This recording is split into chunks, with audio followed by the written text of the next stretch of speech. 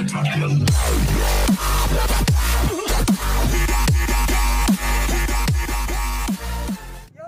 mga kosa? For today's vlogs, isa-sound check natin ang pipe ng C1000. Sino ba namang riders ang hindi nangarap na magkaroon ng C1000? Ito, pakikita ko sa inyo ha. Huwag kayong alis, hindi ito yun. Ipakikita ko lang sa inyo yung motor ko. Kasi dahil hindi ko kaya magkaroon ng tunay na C1000, pinagawa ko na lang yung mukha niya. Pinagmukha ko na lang na C1000. Puta edi wow! Sa sound check natin, ito. Tingnan nyo mabuti ito ha. 1, 2, 3. Oh, gulat kayo no? Gago! Yan ang tunay na C1000. C1000 6 speed. Nirelease yan. Malikan yan! Malikan yan kapatid! 16. Mga ganun, hindi ko kabisado. Wala naman ako na ito. Bali, pinairam lang ako ng mayari nito. Pumayag naman siya na i-sound check natin. Ganda no? Lupit talaga ng speedometer ng C1000 no? Ganda. Okay, start na natin. Ginagawa mo. Wow! Sa tunog pa lang. Sa tunog pa lang, ganda no? Sino ba naman hindi magkakagusto niyan? C1000. Sound check natin, baby!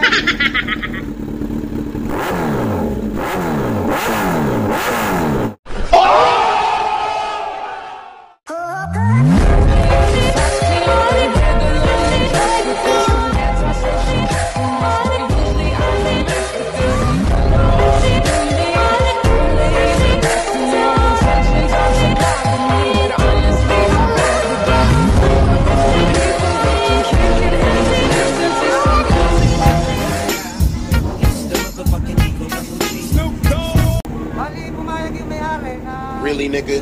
Testing ko to, kahit hanggang doon lang, malapit lang. Nangangamba nga, baka daw magkaroon. Alala?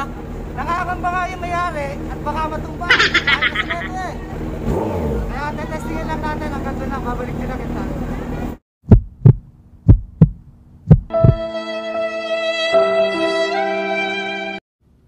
No! God, please, no! No! Million fans around the world! Natatakot din ako, wala akong pambayad. Pero kailangan natin subukan. Lions roaring in the morning sun, searching for a longer day. People feeling like the light has just come.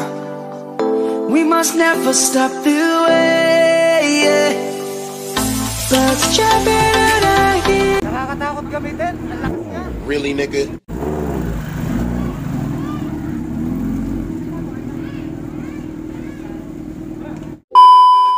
So yun, bali na ipasok na yung C1000. Maraming salamat kay Jun at pinagbigyan niya ako. Testing ko yung kanyang motor. Bali, mahilig talaga siya sa mga big bike. Really, nigga? Ang una niyang naging big bike na nakita ko, yung Honda na 400. Tapos, sumunod, yung R6. Ayaw niya kasi magpakita sa camera eh. Ano ba yung sunod dun sa R6 mo? CBR 1000. Oh yun, yung CBR na Honda. Yun yung mga motor niya. Bali itong C1000 niya, pandalwa niya rin yung palit kasi yung... Puta brad, ganun kakayaman! Kulay green yung ano niya. Yung kulay nung ganito niya. Tapos ngayon, kulay orange naman. Ganda no?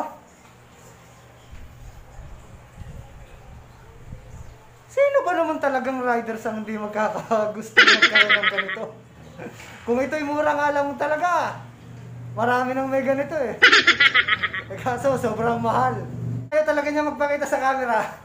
Kaya, ay ganun dito na lang ang vlog na to. Kaya sana